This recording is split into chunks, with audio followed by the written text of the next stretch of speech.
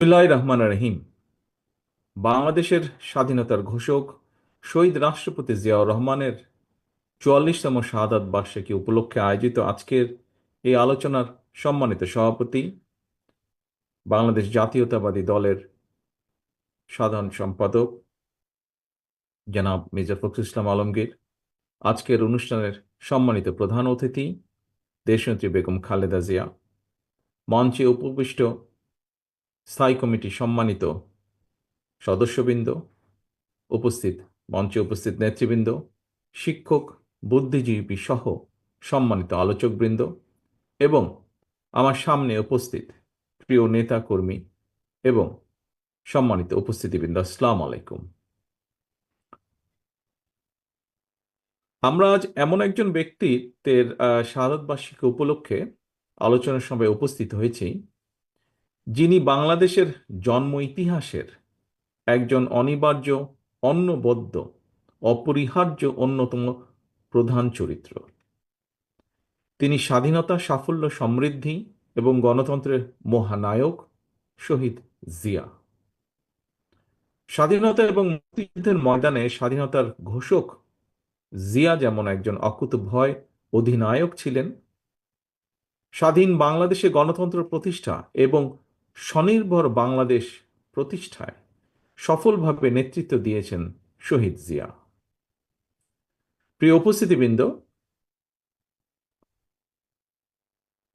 স্বাধীনতা, মুক্তিযুদ্ধ এবং মুক্তিযুদ্ধ পরবর্তী স্বাধীন বাংলাদেশের রাষ্ট্র, রাজনীতি এবং দেশ পরিচালনায় শহীদ জিয়ার অবিস্মরণীয় অবদানের অনেক বিষয় আজকের সম্মানিত আলোচক বৃন্দের আলোচনায় উঠে এসেছে।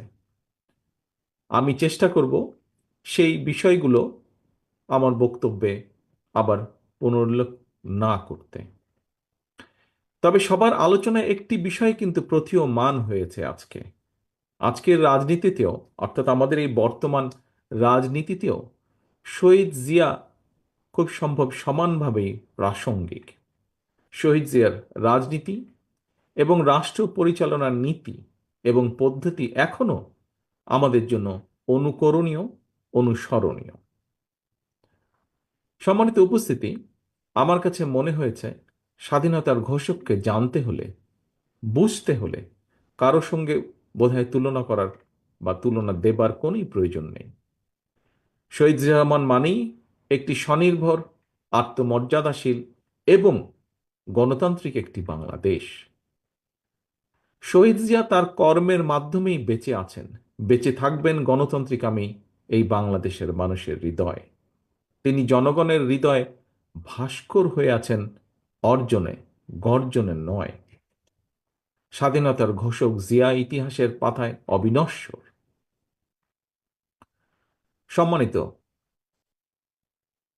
নেতৃবৃন্দ, সংকটকালে কিভাবে সাহসের সঙ্গে ঘুরে দাঁড়াতে হয় 1971 সালে 26শে মার্চ কিংবা 1975 সালের 7ই নভেম্বর দেশ এবং জনগণের সামনে সেই দৃষ্টান্ত উপস্থাপন করেছেন স্বাধীনতার ঘোষক শহীদ জিয়া। 1971 সালের 26শে মার্চ শহীদ জিয়া হঠাৎ করেই কিন্তু স্বাধীনতার ঘোষণা দেননি। একটি স্বাধীন বাংলাদেশের স্বপ্ন কিভাবে তার হৃদয়ে স্থান করে নিয়েছিল, ইতিহাসের আগ্রহী শিক্ষার্থী যারা, আপনাদের প্রতি আহ্বান থাকবে শহীদ জিয়ার নিজের লেখা একটি জাতির জন্ম শীর্ষক যে প্রবন্ধটি, সেটি পড়ে দেখবেন দয়া করে আপনারা।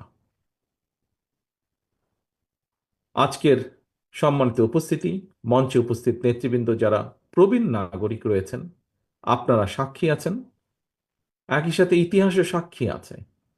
লাখো শহীদের প্রাণের বিনিময়ে অর্জিত স্বাধীনতা উত্তর যে বাংলাদেশ ছিল, সেটি কিন্তু সেই কয়দিন পরেই স্বাধীনতার পথ হারিয়ে ফেলেছিল।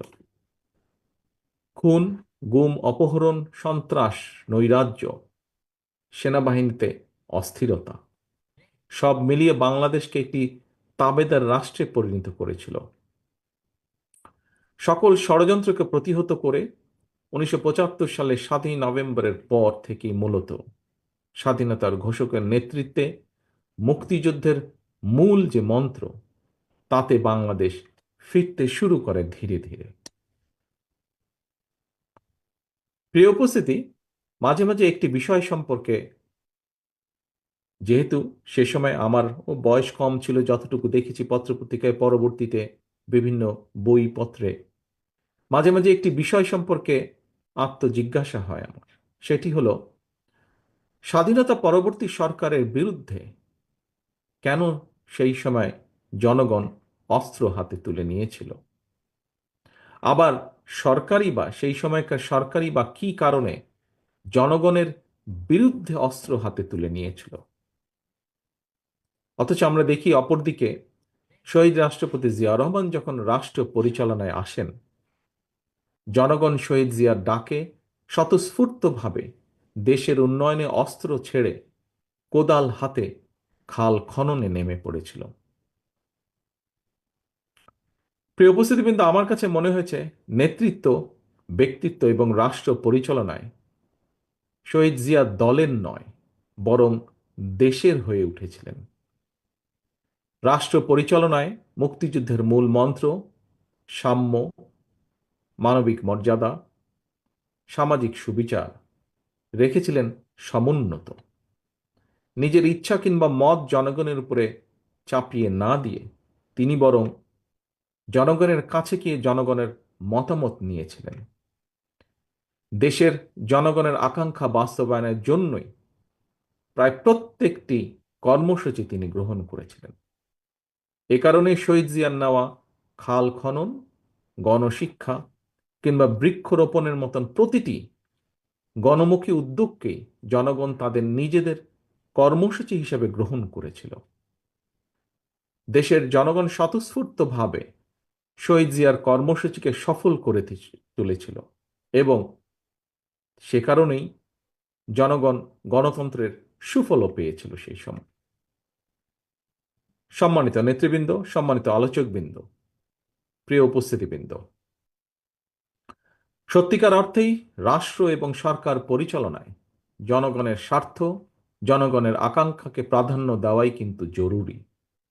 কারণ কোনো সরকার কিংবা সরকার প্রধানের নিজেদের চিন্তা জনগণের উপরে চাপিয়ে দেওয়ার প্রবণতা থেকেই কিন্তু শাসন প্রশাসনে, মন মগজে স্বৈরাচারের বীজ রোপিত হয়।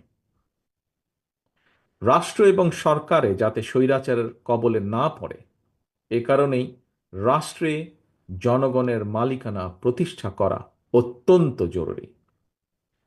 জনগণের ভোটে জনগণের কাছে জবাবদিহিমূলক সরকার প্রতিষ্ঠার মাধ্যমে একমাত্র রাষ্ট্র এবং সরকারকে জনগণের কাছে দায়বদ্ধ করা যায়। সম্মানিত সভাপতি, হাজারো শহীদের রত্নস্নাত বাংলাদেশে দীর্ঘ ১.৫ দশকের ফ্যাসিবাদী শাসনের পতন হয়েছে। একটি অন্তর্বর্তীকালীন সরকার দেশ পরিচালনা করছে বর্তমানে। গণ অভ্যুত্থানের পর বিশেষ পরিস্থিতিতে দায়িত্ব নেওয়া এই সরকার হয়তো বৈধ, তবে এই সরকার কোনোভাবেই কিন্তু জবাবদিহিমূলক নয় এবং জনগণের কাছে এই সরকারের জবাবদিহি করার কোনো সুযোগও নেই। দেশের বর্তমান অন্তর্বর্তীকালীন সরকার ১০ মাসেও জাতীয় নির্বাচনের সুস্পষ্ট তারিখ ঘোষণা করেনি।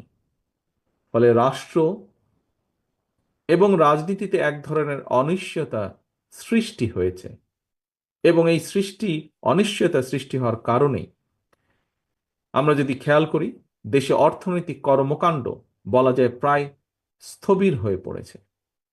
জনগণের ভোটে নির্দিষ্ট মেয়াদের একটি স্থিতিশীল সরকার না থাকায় দেশে কাঙ্ক্ষিত বিনিয়োগও হচ্ছে না। আমরা এখানে উপস্থিত প্রায় প্রত্যেকেই গণমাধ্যমে খবরে দেখেছি, ব্যবসায়িক সংগঠনগুলো বলছে নানা কারণে ইতিমধ্যেই শত শত শিল্প কলকারখানা বন্ধ হয়ে গিয়েছে। আরো অনেক কলকারখানা বন্ধ হওয়ার উপক্রম হয়ে পড়ছে। বিভিন্ন সেক্টরে এ ধরনের অস্থিরতা বিরাজ করছে।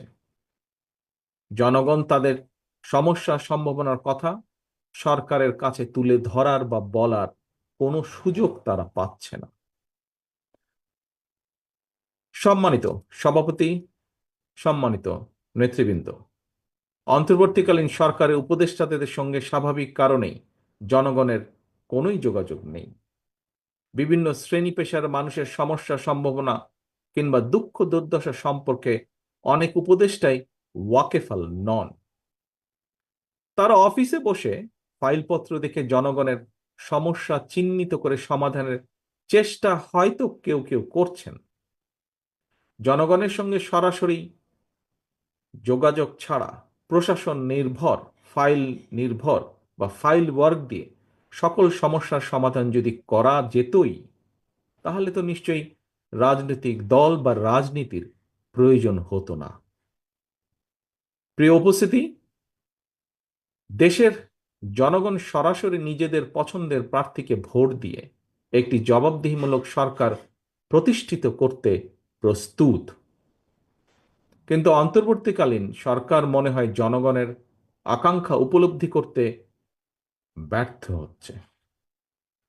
গণতন্ত্রের পক্ষের প্রতিটি রাজনৈতিক দলের পক্ষ থেকে লিখিতভাবে অন্তর্বর্তীকালীন সরকারের কাছে সংস্কার প্রস্তাব দেওয়া হয়েছে। এরই ভিতর সংস্কারের ব্যাপারে কিন্তু কোনো রাজনৈতিক দলেরই তেমন কোনো আপত্তি নেই।